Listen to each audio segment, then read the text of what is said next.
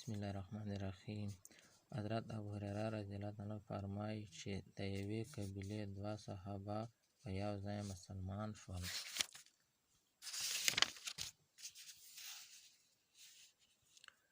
یو صاحب د هغې دواړو نه په جهاد کې شهید شو. دویم صاحب یو کال پس مړ شو.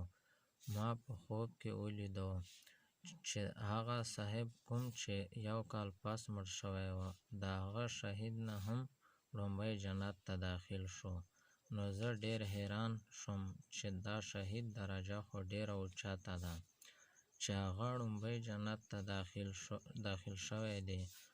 داخل شوی وی.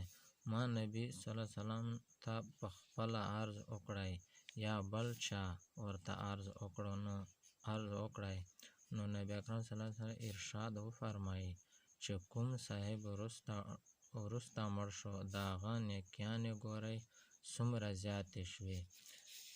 د یو رمضان المبارک روژې د هغه زیاتې شوې او 6,000 او دومره رکعتونه لمونځونه په یو کال کې د هغه زیات شول.